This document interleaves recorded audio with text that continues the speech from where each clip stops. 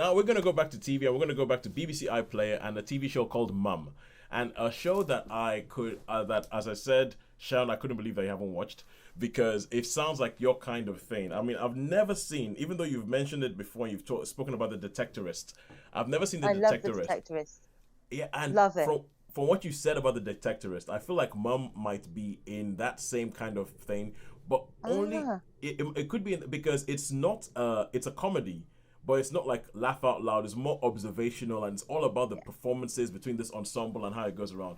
So essentially, Mum kicks off in the first episode, and by the way, I have to say this. I love this about British TV.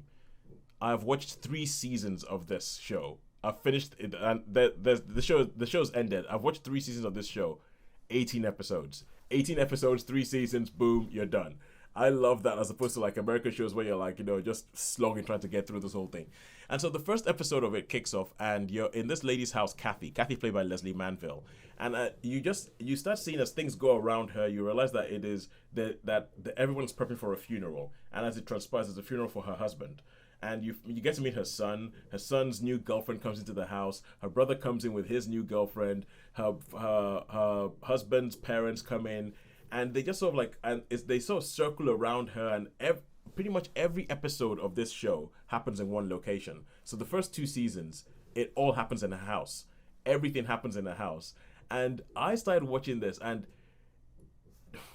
it depends on how much you can handle cringe because there's just this feeling of this woman who's just trying to get through life, but she's surrounded by all these idiots who keep bringing who keep bringing her down, and it's all about the interactions that she has with her brother and her son, who's a bit dim, and then his daughter. I mean, his girlfriend as well shows up, and I'll give you an example. She shows up in the first episode, and she shows up and she says, "Oh yeah, unfortunately, my mom washed my black dress and it shrunk. So when it shrunk, it was showing my bum off. So I decided I couldn't come to the funeral with showing my bum off. So I came in with in another dress, and she shows the only other nice dress that she had that didn't make her look slutty, and it's bright red."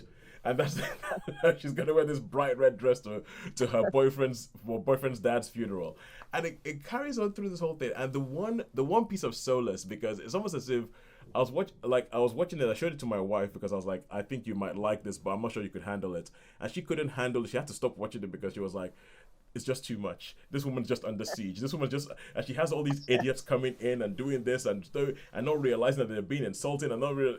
And the performances are on point, and the one bit of solace that she has in her life is a guy called Michael, who is played by Peter Mullen, and Yeah, Peter he's Mullen. good. Yeah, Peter Mullen, excellent. And this is, Peter Mullen. I think he has different modes. He has kind of like cuddly mode, and then he has Yeah. absolute psychopath mode, where he's like the scariest person in the world. This is him in cute cuddly mode, and so Michael was the best man at her wedding, was a good friend of her husband. But as it goes on, you find out that Michael has a thing for her, and she also has a thing for Michael. And then what plays out over 3 seasons is the most hesitant, most British, most well mannered will they, won't they that you have ever seen. And it is like, okay, when people talk about the will they, won't they thing, people usually talk about like Ross and Rachel in Friends.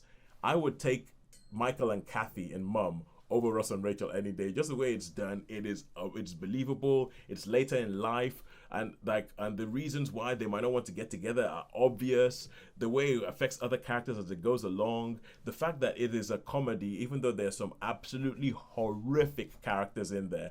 But every now and then, this show will just hit you with a gut punch of something emotional that you were not expecting. You're thinking that this was just like, you were thinking it was just about people being horrible and Kathy trying to handle all these horrible people in her lives. But then there'll be something that'll come up and just explain why that person does that, why that person is like this. And it's a bit like, remember Ghosts, when you talk about Ghosts, Sharon, and you talk Yeah. about how every now and then they'll just have this emotional bit that gets you out of nowhere where you're like, whoa, that was actually quite affecting. And Mum does a very similar thing where there'll be something that happens, like for instance, okay, so obviously Peter Mullen is Scottish, and there's this recurring theme where another character keeps trying to imitate his accent, and you're like, and it's quite frankly, it's insulting. It's insulting. You're like, why does it?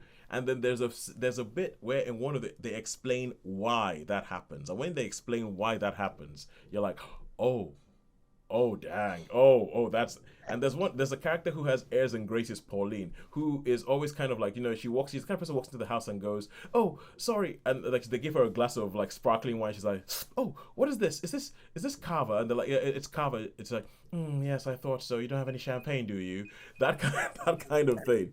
Just sort of like horrible, horrible, horrible characters, and but I think that the show weaves a web. It's a bit slower. It's not like big. It's not laugh out loud. It's not laugh a minute or anything like that. But you sort of find out by the time I got to the end of the first season, I was like, I think this is a really really good show. By the time of the second season, I was like, I think this is brilliant. By the time I hit the third season, I was just kind of like, yeah, I'm with this, and I do not understand because this show ended in 2019. I was like, I don't understand how there were three seasons of this show. It started in 2017, 2018, 2019, and I had never heard of it until I was listening to another podcast and they were talking about a new show that the guy had done and they mentioned this and that. So I went, oh yeah, Leslie Manville, she's cool. I'll just go watch this. And I'm like, this is a brilliant, brilliant show. So Sharon, I think you would love it. I think it is right up your street and I would recommend that you go watch it. I have to look that out on the iPlayer. Yep. Oh, and number of stars. I'll give it four. I'll give Oh, I'll give it 4 stars. It's I and then you can come back and tell me exactly how wrong I was and how much you hated it.